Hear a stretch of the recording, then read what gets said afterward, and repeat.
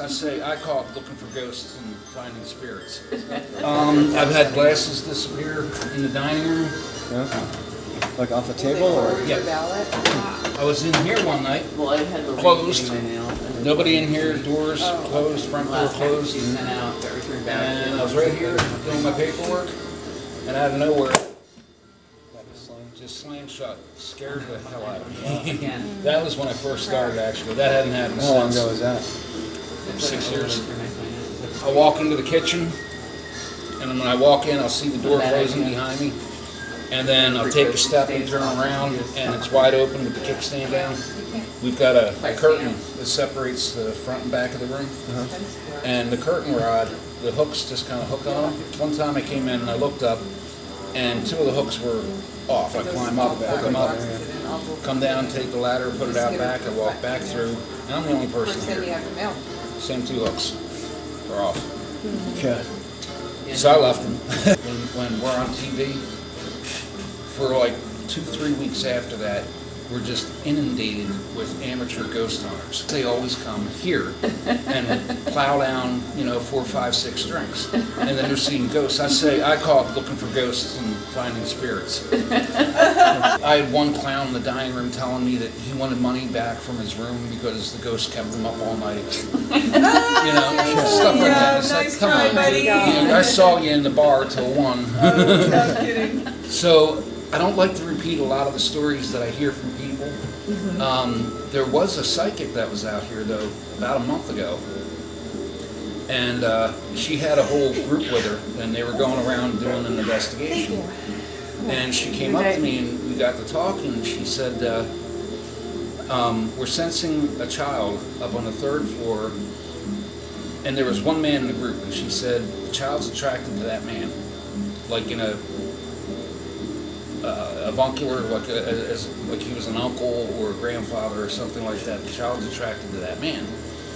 And I said, well, that's interesting. I said, do you know anything about the Eisenbeiss crypt or anything like that? And she said, no. I said, well, look it up online. When Charles Eisenbeiss died, he was buried in the cemetery over here. I think it's Laurel Grove. About 7 years back, the slab on his tomb cracked, so they had to replace it.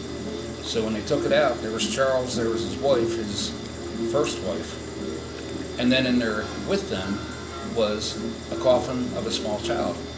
And nobody has a clue. There's no record of this kid. Nobody knows who it is. They've checked with the family here in town because there's still a couple members. No idea. Nobody knows who this kid is. Cool. So when she had said that, I said, well, you might want to check into that. Oh, that's interesting. Yeah.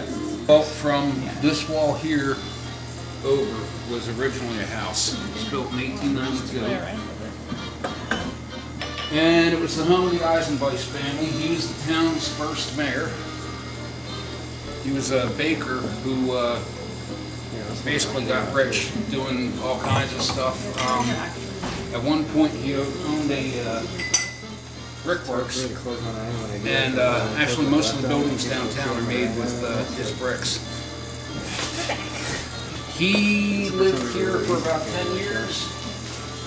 He died, the place sat empty until the 20s, and then it was bought up by the church, and it became a Jesuit seminary.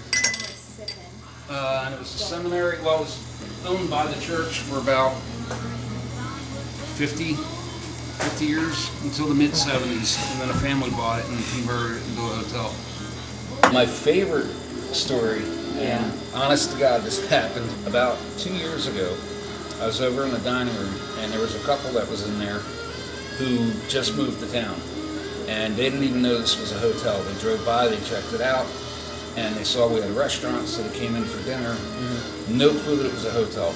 So I told them, after you're done, I'll take you around, I'll show you a few rooms, because it was a quiet night. So I went down to the desk, I got the master key, and we're going around to the different rooms, and no two rooms here are alike, so I was just showing them a bunch of different rooms. We get up to room 306, honest to God. And I started to put the key in the door, and I turned to them and I said, now I'm going to show you the haunted room.